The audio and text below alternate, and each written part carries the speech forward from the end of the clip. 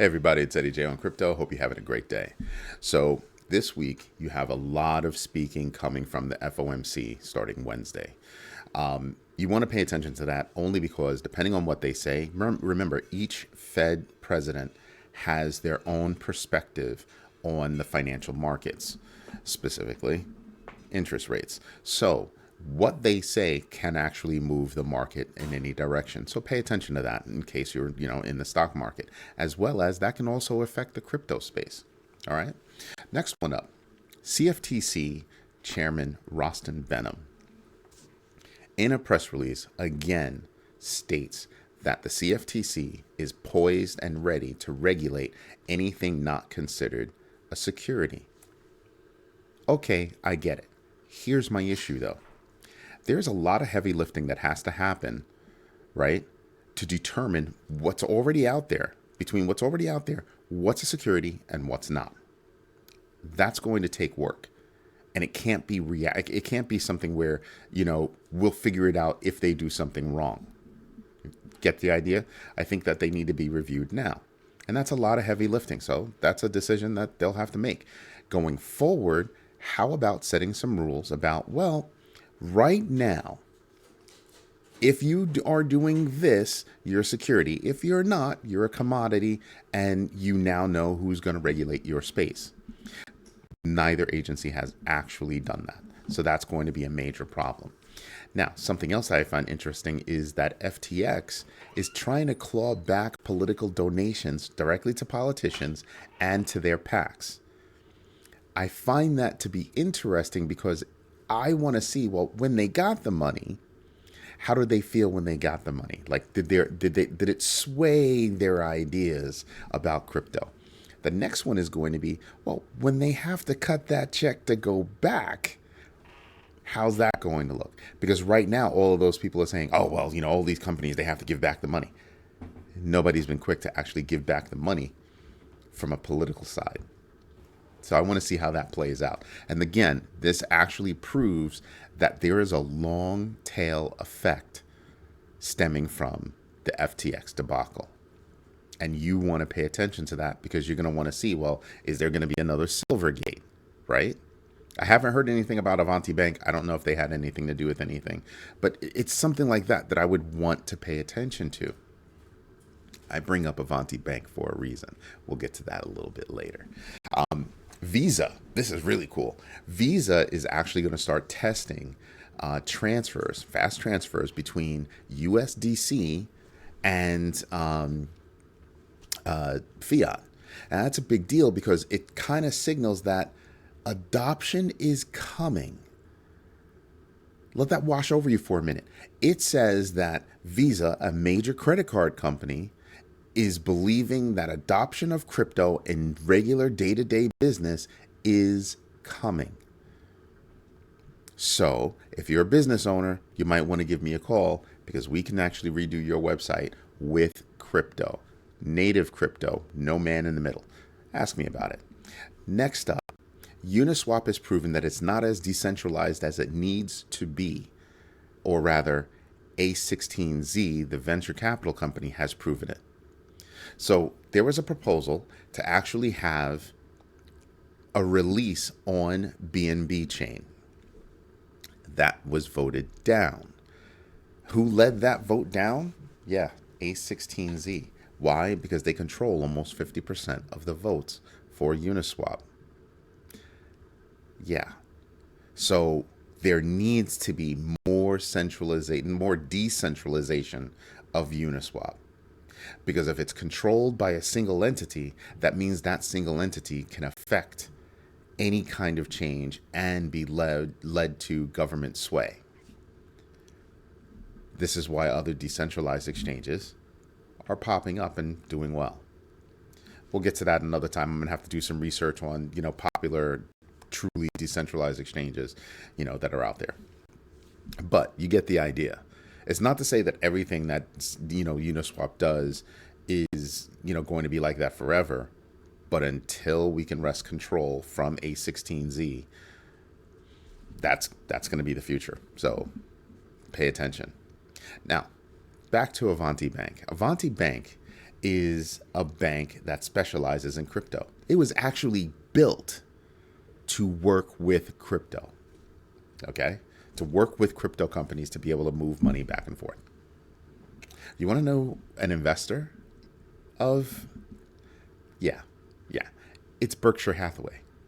And the reason why I bring that up is because while Warren Buffett and his boy Charlie Munger are out there talking nonsense about crypto, they invested in a bank that specializes in working with crypto.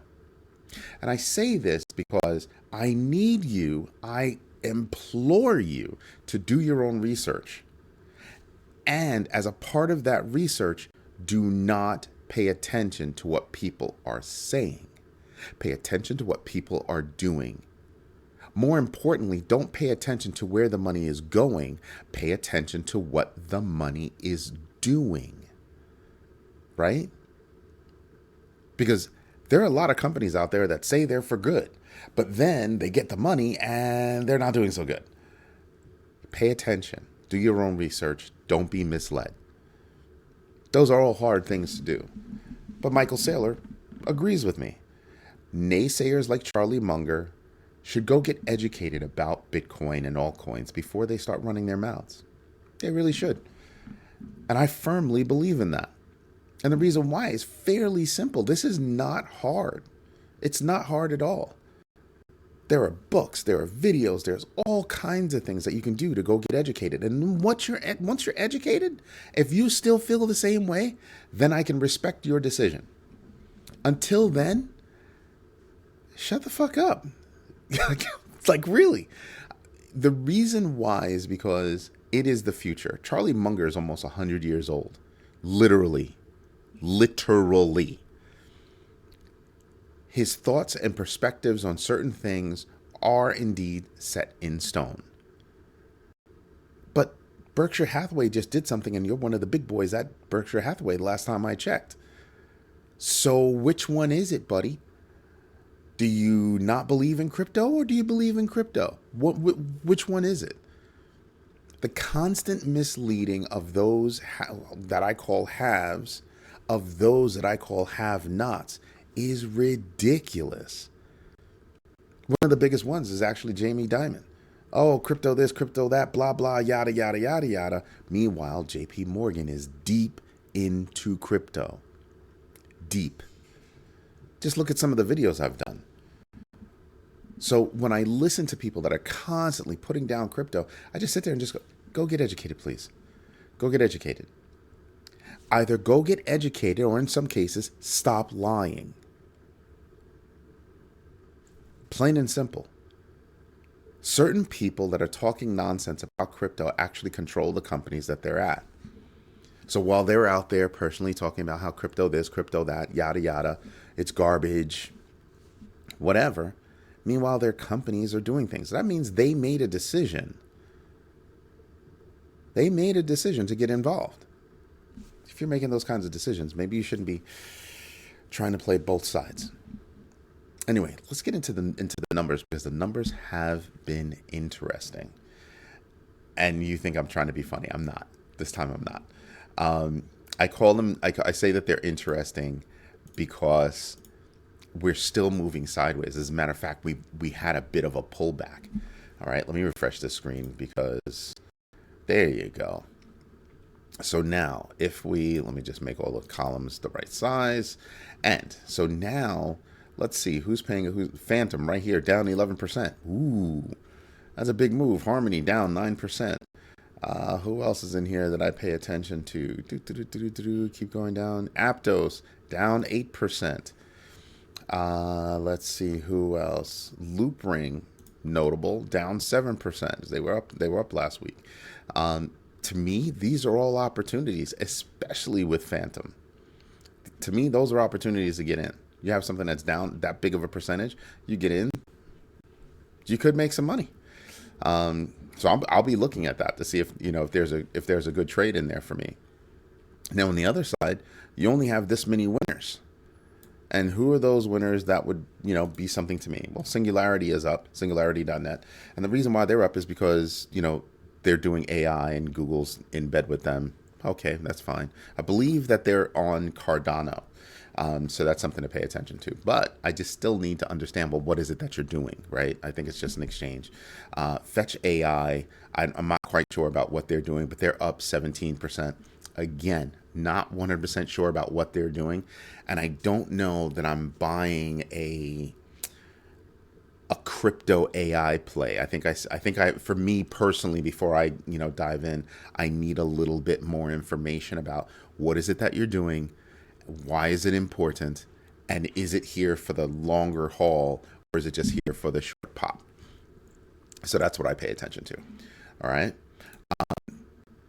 Like I said, Wednesday, you've got the New York Fed president. You have is speaking. John Williams is speaking at 9:15, 9:30. Fed Governor Cook speaks. You have Vice Chair Michael Barr and Atlanta Fed President Raphael Bostic speaking at 10 a.m. Then you have the Minneapolis Fed President Neil Kashkari. He speaks at 12:30, and then you have Christopher Waller, Fed Governor, speaking at 1:45. So you've got a lot of people speaking on Wednesday. So pay attention. Those could be market movers. And next up, we actually do have 56 on the Fear and Greed Index. Pretty good, but still down from the 60s that we were at before. DeFi is still holding at 64. We also have Bitcoin. Again, if you pay attention right here, see my crosshairs? Yes, we popped up over here above the 23,417, went down, popped up again on the 23,417, and then we came down and kept trying to get above, and we just couldn't hold the line. So now we're playing around at 22,849. This is what I mean. We've got to be able to maintain above that 23,417. To me, if you're not maintaining above that 23,417, there is a possibility that you could take a further dip down before exploding up. Understand what I'm saying. I believe you can take a further dip down before exploding up. Okay? So those are things that I'm playing around with. But I'm also doing it with my dollar cost averaging strategy. All of that is in that calculation. And then I have dry money on the side. And I told you how I create my dry money. For every bit of money that I'm putting into, DCA, there's at least a little bit of that money. There's a percentage of money that I'm putting into dry powder. The equivalent of cash. I'm not saying I'm holding it in cash, but the equivalent of cash. Why? Because you want to be ready to react to an emergency or to an opportunity. Hopefully it's just an opportunity. All right. These are things that we're paying attention to. If you want to see it in a big picture kind of fashion, Ethereum is still up above 1,600. It's down, but it's above 1,600. Right? Bitcoin is down, but it's at 22,869 at the moment. Ripple is down, but it's at 39 cents. It was up as high as 41 cents and change. These are things that I'm paying attention to because these small pullbacks, and in some cases, large pullbacks, represent times where we can actually make money. I want you to pay attention to something else. Matic. Matic is at 119.5. I'm paying big attention to that. Really big attention to that. Matic's got news coming. They really do. They've got, in terms of news that you consider dry powder, they've got a lot of dry powder. You haven't heard anything about Disney just yet. And they have other projects that are in the pipeline. I'm just saying, I'm expecting a lot more from Matic. Could Matic hit $2 this year? If we don't have another implosion, and that implosion could be in the realm of a recession, I believe so. Do I believe that there's a recession coming? Possible, but hard to have a recession coming when all these companies have just, a lot of these companies have just reported, oh, we made tons of money, but we're laying people off because we need to cut costs. That's never a cost savings move. Never. It's total BS. You made 16 billion, but you're cutting heads because that's going to put a dent in of 10 million. But you made 16 billion. Yeah, bro. Right. So these are the things that I'm paying attention to. Cardano, I'm looking at Cardano specifically right now because I think Cardano is going to be huge. And I think at 39 cents for me, that's a huge thing to buy into. Same thing for Ripple. Just look at those numbers. They're almost neck and neck. These are the things I'm paying attention to. All right. If I want to look at the list like I always do every single day as a part of my research, I look at all of the numbers and I look to see what's going on. So as you scroll down again, Cardano up 56.86% since, for year to date. That's a big deal. 132. Now, you know how I feel about Solana, but still up 132. Polygon up over 57%. Over 57%. Polygon could take off to a point where you could see it just bounce up the list. Seriously. Now you know why I'm paying attention. Anyway, this is Eddie J on Crypto. I hope you have a great day. Bye-bye.